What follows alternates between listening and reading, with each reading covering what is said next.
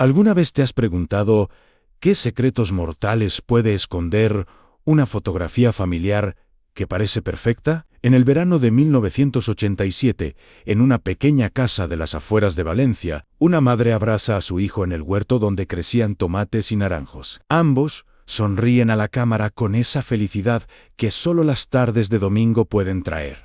Pero si observas los ojos de ese niño de 9 años, por más de 3 segundos, verás algo que te partirá el corazón. Porque en exactamente 87 días, ese niño estaría muerto, asesinado en su propia casa. Y cuando la verdad saliera a la luz 6 años después, nadie estaría preparado para descubrir quién lo mató ni por qué. Antes de empezar, suscríbete al canal, activa la campanita y déjanos un like. Hoy vamos a contar una historia dramatizada, inspirada en hechos reales que sacudieron a España en los años 90, una historia de traición familiar, secretos oscuros y una madre que perdió todo, pero que al final encontró la justicia más terrible. Porque a veces el amor de una madre puede convertirse en la furia más devastadora. Esta fotografía cambió para siempre la vida de una familia valenciana, pero por 6 años nadie supo la verdad que escondía. Julio de 1987. El sol mediterráneo calienta las calles empedradas de Paterna, un pueblo a las afueras de Valencia donde todo el mundo se conoce y los secretos, supuestamente, no pueden esconderse por mucho tiempo. Pero esta historia demostraría que incluso en los lugares más pequeños, los monstruos pueden vivir entre nosotros sin que nadie lo note. La fotografía fue tomada un domingo después de la paella familiar. Carmen Mora, 34 años, maestra de primaria en la escuela local. Abraza a su hijo Javier con esa ternura que solo una madre puede transmitir. El niño, de 9 años, lleva puesta su camiseta del Valencia CF, su tesoro más preciado. Sus manos sostienen un balón de fútbol desinflado que su padre le prometió arreglar el próximo fin de semana. Pero lo que nadie podía ver en esa fotografía era la tensión que vivía esa familia. Miguel Ángel Mora, el padre, trabajaba como mecánico en un taller del centro de Valencia. Era un hombre de 38 años, temperamental, celoso, hasta la obsesión. Los vecinos recuerdan sus gritos cuando llegaba tarde a casa y encontraba a Carmen hablando con algún vecino. Las discusiones se escuchaban a través de las ventanas abiertas durante las noches de verano. Carmen había aprendido a caminar sobre cáscaras de huevos. Cada salida al mercado debía ser explicada al detalle. Cada conversación con padres de alumnos era motivo de interrogatorio. Pero ella aguantaba por Javier, por mantener la familia unida, por la ilusión de que las cosas mejorarían. Lo que Carmen no sabía era que su marido la estaba vigilando de maneras que nunca imaginó. Miguel Ángel había contratado a su primo hermano, Antonio Mora, para que echara un ojo a Carmen cuando él estaba trabajando. Antonio Mora, 41 años, soltero, vivía solo en una casa heredada de sus padres a 2 calles de la familia. Era un hombre callado, que trabajaba como electricista por su cuenta. Los vecinos lo describían como raro, pero inofensivo. Siempre bajaba la mirada cuando hablaba con mujeres. Nunca se le conoció novia ni amigos cercanos. Pero Antonio guardaba secretos que ni su propio primo conocía, secretos que lo mantenían despierto por las noches, sudando, con pensamientos que lo atormentaban y lo excitaban al mismo tiempo. El día que se tomó la fotografía, Antonio estaba presente. Había venido de visita casual, como hacía cada vez con más frecuencia. Se sentó en la sombra del limonero mientras Carmen preparaba el café y los niños jugaban. Javier era un niño especial, inteligente, curioso, con esa bondad natural que algunos niños tienen y que el mundo todavía no ha logrado arruinar. Sacaba sobresalientes en la escuela, ayudaba a su madre con las compras, jugaba al fútbol con los amigos del barrio todas las tardes en el descampado junto a la ermita. Pero Javier había comenzado a notar cosas extrañas. Su tío Antonio lo miraba de formas que lo hacían sentir incómodo. A veces, cuando jugaban o Antonio lo ayudaba con la tarea, sus manos se quedaban demasiado tiempo sobre sus hombros. Carmen también había notado algo raro, pero no podía definir qué era exactamente. Una madre tiene instintos, y los suyos le decían que algo no estaba bien con Antonio. Pero cada vez que mencionaba algo a Miguel Ángel, él la acusaba de estar loca, de ver problemas donde no los había. «Es mi primo. Carmen en mi familia. ¿Qué demonios insinúas?» Así que Carmen callaba, dudaba de sí misma.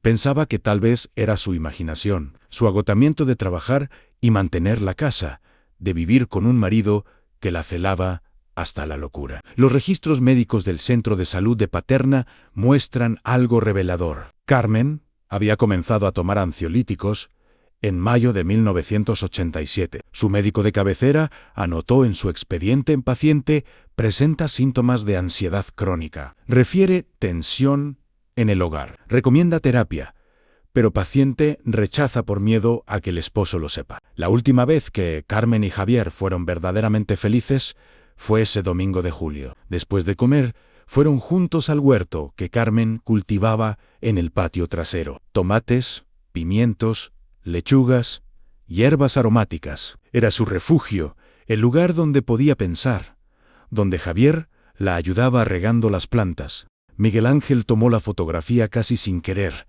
con la cámara Kodak que habían comprado el año anterior en el viaje a Benidorm. «Quedaos así», dijo con una de esas escasas sonrisas que cada vez eran más raras. Carmen abrazó a Javier con fuerza. En ese momento, sintió un escalofrío inexplicable, como si su cuerpo supiera algo que su mente todavía no podía aceptar. Apretó más a su hijo contra ella, como si quisiera protegerlo de algo invisible pero real. El flash de la cámara capturó ese momento para la eternidad.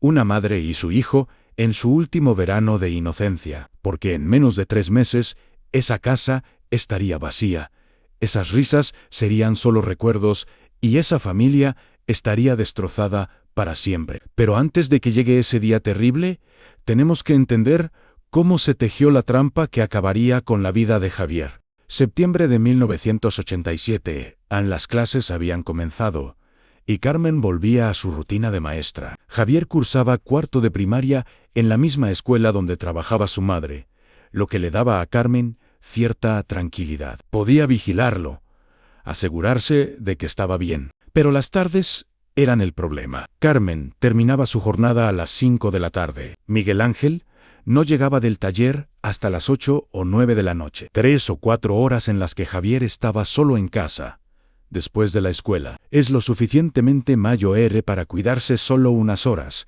decía Miguel Ángel, «no seas sobreprotectora». Pero Carmen no estaba tranquila. Había intentado que Javier fuera a casa de alguna amiga suya, pero Miguel Ángel se oponía furiosamente. «Mi hijo no va a estar en casa de extraños. ¿Qué van a pensar? Que no podemos cuidarlo». Fue entonces cuando Antonio ofreció una solución. «Yo paso por casa a las 6.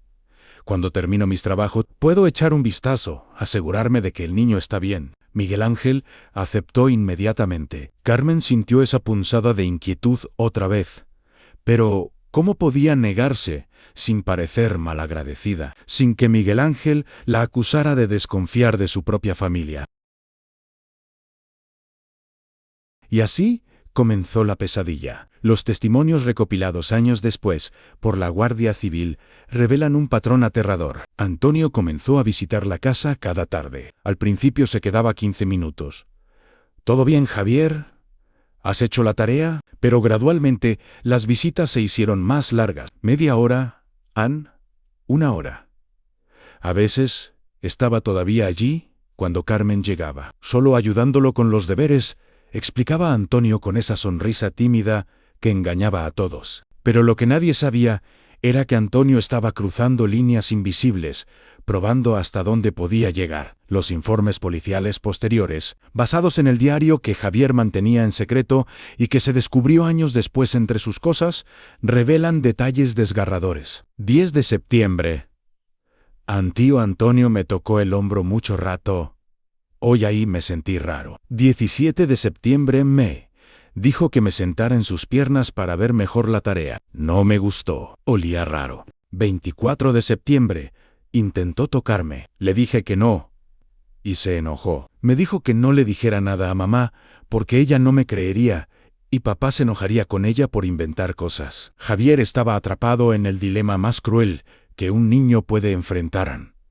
Necesitaba ayuda, pero tenía miedo de las consecuencias de pedirla. Había intentado decirle algo a su madre de manera indirecta. Una noche, mientras Carmen lo arropaba, le preguntó a mamá: ¿y si alguien te toca de una forma que no te gusta, es malo decir que no? Carmen, agotada después de un día difícil y sin entender la gravedad real de la pregunta, respondió con una frase que la perseguiría el resto de su vida: «Han claro que puedes decir que no, cariño.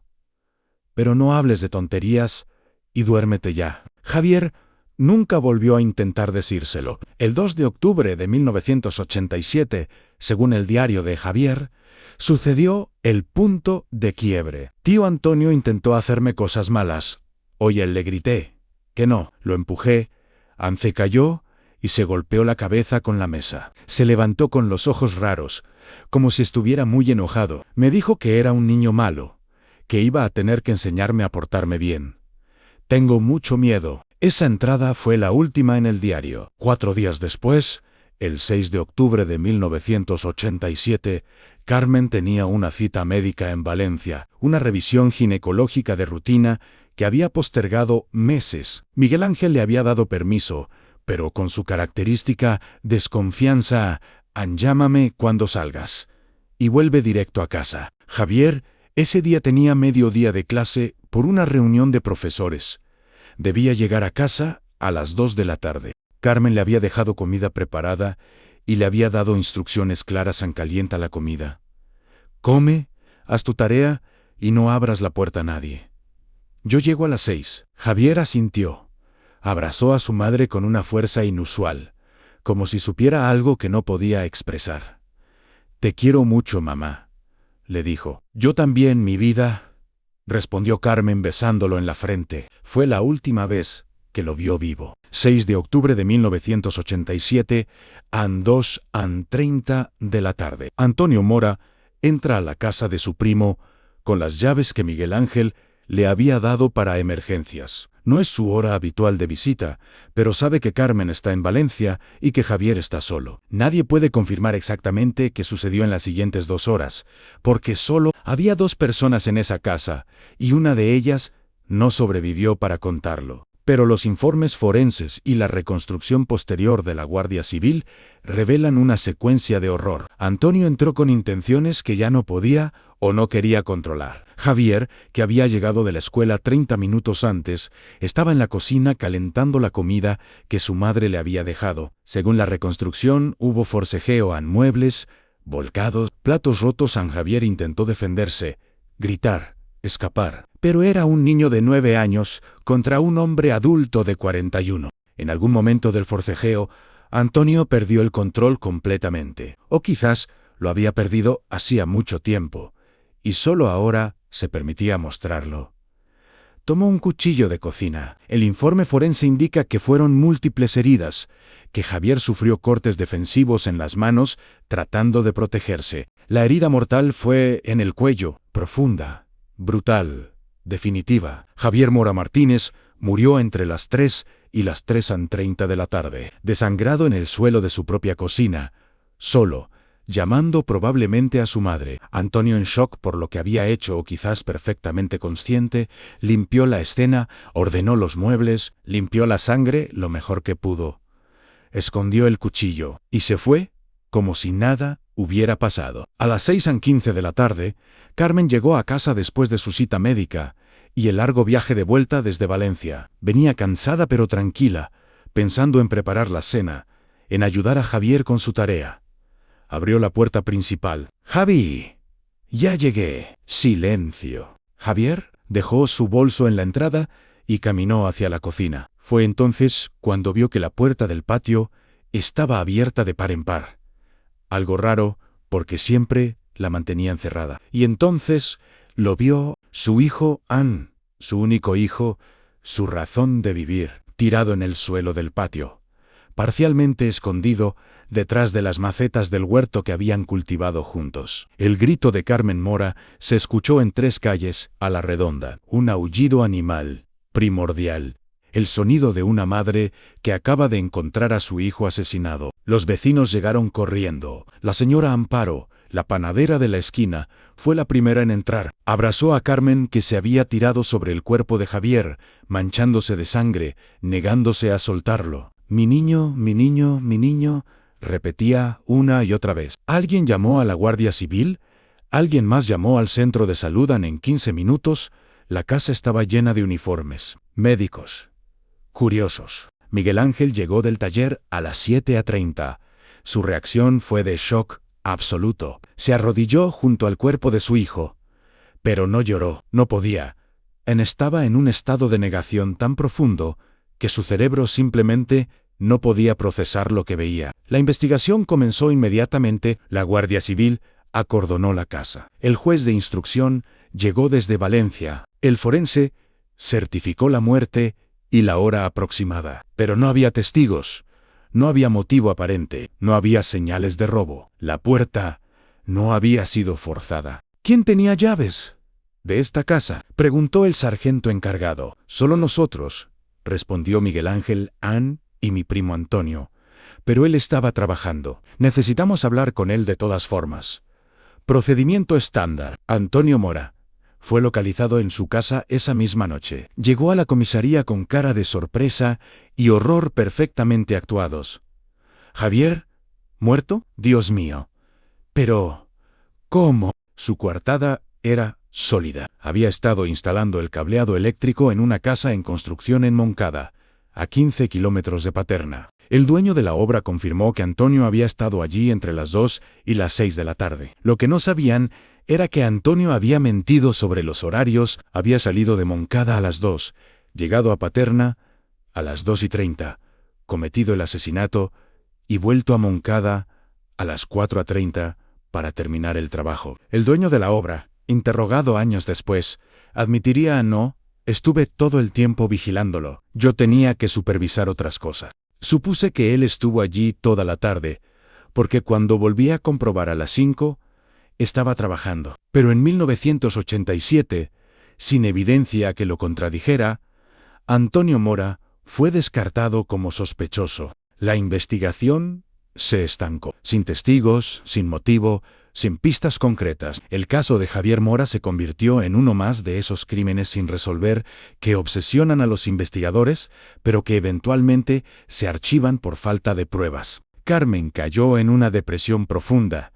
No podía trabajar, no podía comer, no podía dormir sin ver a su hijo muerto cada vez que cerraba los ojos. Miguel Ángel, incapaz de procesar su duelo, hizo lo que muchos hombres de su generación hacían: se refugió en el trabajo, en el silencio, en la negación. La distancia entre Carmen y Miguel Ángel se hizo insalvable. Él la culpaba por haber dejado a Javier solo. Ella lo culpaba por no haber protegido a su familia.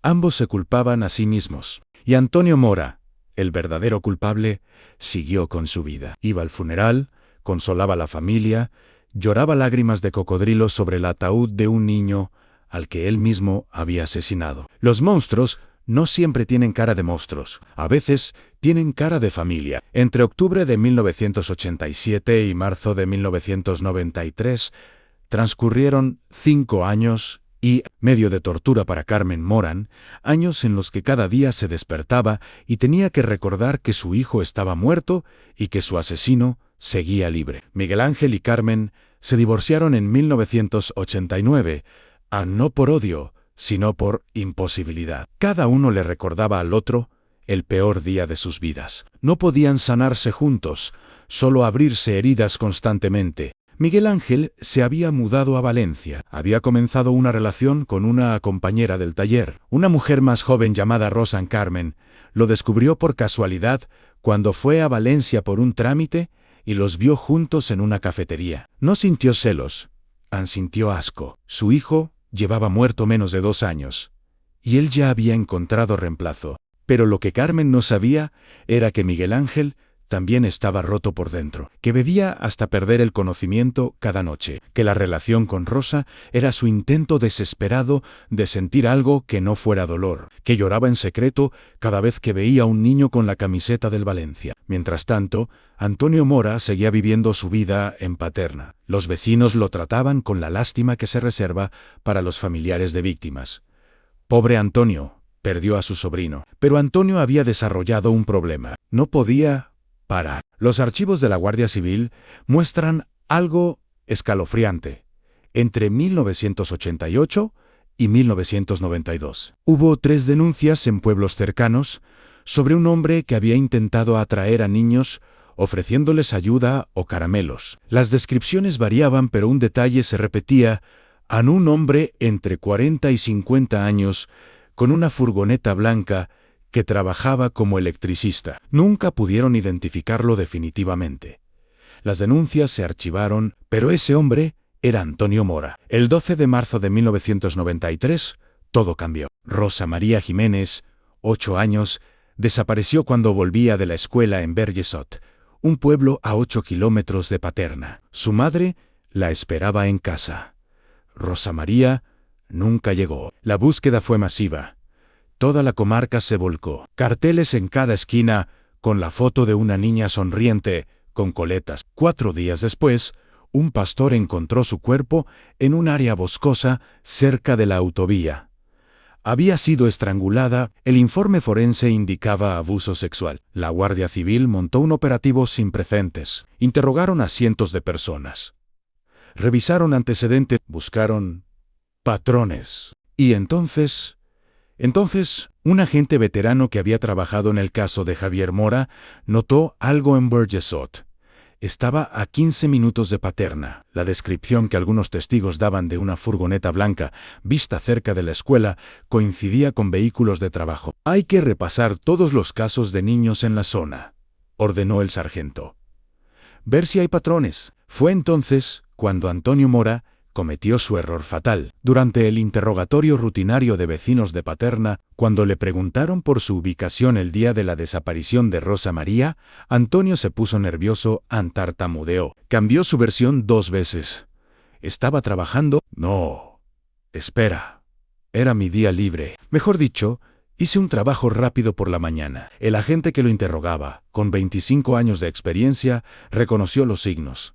Este hombre está mintiendo. Solicitaron permiso para registrar su casa y su furgoneta. El juez, dado lo delicado del caso de Rosa María, autorizó. Lo que encontraron en el sótano de la casa de Antonio Mora horrorizó hasta los agentes más curtidos en fotografías. Docenas de fotografías de niños, algunos en parques, otros saliendo de escuelas. Ninguna ilegal por sí misma, pero el patrón era claro. Antonio había estado acechando niños durante años. Y entonces encontraron algo más: el diario de Javier Mora. Antonio lo había guardado como un trofeo, como una prueba de su poder. Cuando confrontaron a Antonio con el diario, con las fotografías, con las inconsistencias en su testimonio sobre el día de la muerte de Javier, su máscara de hombre tímido e inofensivo se desmoronó. Confesó todo. El asesinato de Javier en 1987, en los años de acecho, y finalmente, el asesinato de Rosa María Jiménez. La noticia sacudió a toda la comarca valenciana. ¿Cómo había podido un monstruo vivir entre ellos durante tanto tiempo sin que nadie lo notara? Carmen Mora estaba en el supermercado cuando escuchó la noticia en la radio. Soltó la cesta de compras. Se sentó en el suelo mismo del pasillo, temblando. 6 años. 6 años, viviendo con el asesino de su hijo, a 2 calles de distancia. 6 años, viendo a Antonio Mora en el mercado, en la panadería, en la iglesia. 6 años, durante los cuales él sabía la verdad, y ella vivía en la ignorancia más dolorosa. Pero lo peor estaba por venir, porque cuando Carmen finalmente leyó el diario de Javier, cuando supo lo que su hijo había estado sufriendo, cuando entendí que Javier había intentado pedirle ayuda y ella no lo había escuchado, algo se rompió dentro de ella, algo que nunca se podría reparar. 15 de junio de 1993, han juzgado de primera instancia de Valencia. El juicio contra Antonio Mora comenzó en medio de un circo mediático sin precedentes. Periodistas de toda España cubrían el caso. Las familias de ambos niños asesinados exigían justicia. Miguel Ángel también estaba presente, sentado al otro lado de la sala, con Rosa a su lado. Carmen no lo miraba, no podía. Antonio Mora entró a la sala esposado. flanqueado por 2 guardias civiles. Había algo desconcertante en su aspecto. Parecía tranquilo, casi aliviado. Los psiquiatras forenses habían determinado que era plenamente consciente de sus actos, que no padecía ninguna enfermedad mental que disminuyera su responsabilidad. Era simplemente un depredador que había actuado según sus impulsos durante décadas. El fiscal presentó un caso abrumador. El diario de Javier, las fotografías encontradas en el sótano de Antonio, las inconsistencias en sus coartadas, las pruebas forenses de ambos crímenes. Cuando le tocó declarar a Carmen, su testimonio fue desgarrador. Mi hijo intentó decirme, dijo con voz quebrada, intentó pedirme ayuda y yo no lo escuché. No presté atención. Estaba tan cansada, tan agobiada por mi matrimonio, por el trabajo, y mientras yo me quejaba de mis problemas, mi niño estaba siendo abusado por ese monstruo. Se volvió hacia Antonio Mora y lo miró directo a los ojos. Espero que cada día que pases en prisión, pienses en las 2 vidas que destruiste. Espero que cada noche veas sus caras. Espero que no encuentres paz nunca, porque nosotros nunca la encontraremos. Antonio bajó la mirada, pero no mostró remordimiento, solo esa misma tranquilidad perturbadora. El juicio duró 2 semanas. El veredicto era predecible en culpable de 2 asesinatos en primer grado. La sentencian 40 años de prisión, el máximo permitido por la ley española de la época, pero para Carmen no era suficiente. 40 años no eran suficientes. Una vida entera en prisión no sería suficiente. El día que se dictó sentencia, 29 de junio de 1993, se produjo el evento que convertiría este caso en una leyenda oscura en los anales criminales españoles. Después de leer la sentencia, el juez permitió que la familia hiciera declaraciones finales antes de que Antonio fuera trasladado al centro penitenciario. Carmen se levantó de su asiento. Los guardias pensaron que simplemente quería dirigirse al juez, pero Carmen caminó directamente hacia donde estaba Antonio. Nadie reaccionó a tiempo. De su bolso sacó un cuchillo de cocina, el mismo tipo de cuchillo que Antonio había usado para matar a Javier. «Esto es por mi hijo», dijo claramente, y antes de que alguien pudiera detenerla, clavó el cuchillo en el abdomen de Antonio Mora. El caos fue total. Los guardias se abalanzaron sobre Carmen. Antonio cayó al suelo, sangrando. Los gritos llenaron la sala. Miguel Ángel, desde su asiento, observaba la escena sin moverse. Años después, admitiría en una parte de mí, quería levantarse y ayudar a Carmen a terminar el trabajo. Antonio Mora fue trasladado de urgencia al hospital La Fe a la herida. Aunque grave, no fue mortal, sobrevivió. Carmen fue arrestada inmediatamente. La acusación an intento de asesinato. El nuevo juicio de Carmen Mora generó un debate nacional sin precedentes. Por un lado, los que argumentaban que había cometido un crimen y debía ser castigada, independientemente de sus circunstancias. Por otro, miles de personas que veían en Carmen a una madre empujada más allá de los límites del aguante humano, que había encontrado al asesino de su hijo libre durante 6 años, mientras ella sufría. Su abogado defensor, Julio Sánchez Marín, construyó su caso alrededor del concepto de enajenación mental transitoria causa dadu por traumau extremo. Carmen Mora no es una criminal, argumentó. Es una víctima que llegó al punto de quiebre después de años de tortura psicológica. Cualquier madre, en su situación, habría sentido la misma furia, el mismo deseo de hacer justicia, cuando el sistema parecía insuficiente. Las declaraciones de apoyo inundaron los medios. Madres de toda España escribieron cartas al juez. Hubo manifestaciones frente al juzgado pidiendo clemencia para Carmen. Incluso algunos miembros de la Guardia Civil que habían trabajado en el caso de Javier admitieron off the record: si hubiera sido mi hijo, habría hecho lo mismo. El juicio duró 3 meses. El testimonio de psiquiatras confirmó que Carmen había sufrido un episodio disociativo en el momento del ataque, impulsada por el trauma acumulado de 6 años.